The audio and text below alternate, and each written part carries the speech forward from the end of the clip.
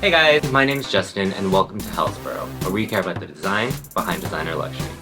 And if you do too, make sure to subscribe. So for today's video, I wanted to do... Oh. Do you hear that? It's coming. A review of the Margiela Tabi.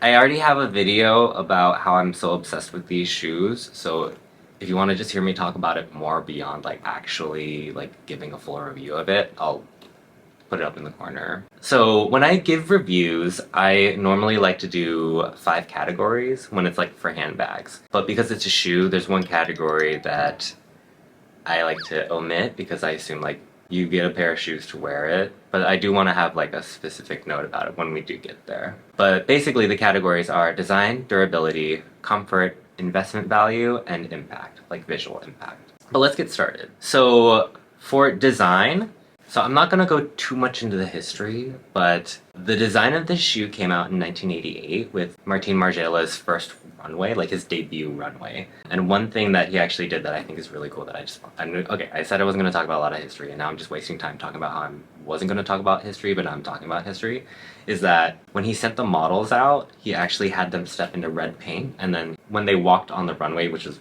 like white fabric, it left the footprint of like the cloven, like the tabby, whatever, split toe, whatever it is. And I just think that's really cool. And then that fabric that had the red paint with the footsteps on, he actually reused for his next runway because you're like out of fashion school, you don't have that much money. I think he just had a group of friends, but I don't know if they were like super successful yet.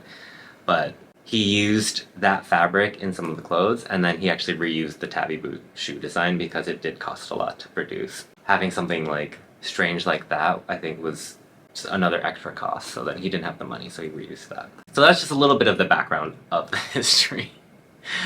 So I'm not gonna go too much into the history. Like I said, it has that split toe, and that's that kind of like eponymous, like, you know, it's what makes the tabby the tabby. But then I think what I really like about it is that it is a heel, and it's a subtle heel. This is the men's version. The women's kind has, I think, a couple more centimeters in height, or like another like inch. But it's like a really stable, that looks like really beat up, but it's a really stable heel. I don't find myself like tripping or stumbling ever when I'm walking, even on like the cobbly paved whatever roads here. I think what's really interesting, if you look at the construction of the shoe, for the toe, there is this like part where like additional leather is sewn in. Oh, that looks suggestive. I think that's what like allows that like split to happen, and then you can see the seam runs up from there, which I think is super smart. And then the heel is reinforced, which I think is also super necessary. So this one has like a leather lining, but because it's leather, it actually breathes pretty well. And then the weird thing that I like don't get, but I love it / hate it, because it's like so strange, but it works most of the time, is like the closure is these little like metal teeth that slide into these like, it's almost like shoelace material, like a waxed lace that's like sewn down the side, and that's like how you close it. And then of course like on the bottom there's like the whole number system, and 22 is where the tabby falls under, but there's like MM6, which is the diffusion line, and then like jewelry is like another number, etc, etc. I have to say, like, the design of the shoe, like, A, there's so much history, B, there's so much thought, even just having the seam coming from the toe running up, things like that. Oh, and I almost forgot to mention the signature like white stitch. This is like one of those things where like you just kind of like pick it up and you can see like all of the effort put into the design, especially like if you know how to look for it, and I think that's honestly amazing. I think this is one of the most like favorite shoes that I've ever owned. So I mean, design, I have to give it a 10. So the next category is durability.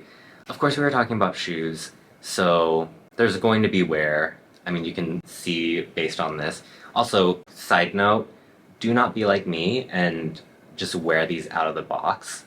Something that a lot of people say to do, and I would actually suggest you to do, I'm gonna have to take it to a cobbler, and I'm probably gonna have to pay extra to get it done, is to have it like, not resoled, but like have like that protective sole added on, so then that's what gets replaced instead of the actual piece of the shoe. So aside from the sole, which like no matter what shoe you have, there's gonna be wear on the bottom. I want to say like the durability of these shoes, because it's not only leather but it also has a leather lining. It's supple. It's like super soft and super supple, and it's very comfortable. Oh, oops. Spoiler alert. But then it has a certain thickness to it. I don't know, I'm not super concerned when I wear these, even though like when you wear it, it feels kind of thin, but it does have enough thickness that I think it does have some structure that makes it feel good.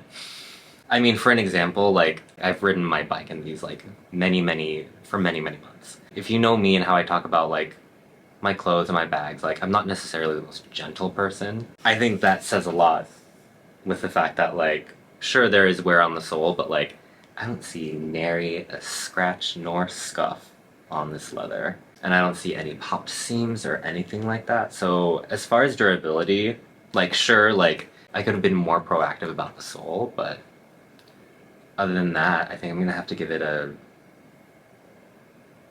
8. So the next category I want to talk about is comfort, and I know I spoiled it a little bit when I talked about durability, but honestly, I'm going to be so honest with you guys. This is one of the most comfortable shoes I've had. These are comfier than some of my sneakers, which I think sounds insane when I say it, but I stand by that message because I can like stand in these 4 hours. I've gone on like day trips to Copenhagen and like I will be wearing these for like 8 hours straight and I'll be like, oh yeah, I forgot I was wearing these. Like to me that's incredible. Like I said, because it's a leather lining, it's super breathable, so my feet never get too nasty. And because the leather is so supple, it almost feels like it's like a second skin covering my foot. I never had blisters, I've never I've never had any sort of foot injury or issue with that. I think the one thing I will note is that if you are unfamiliar with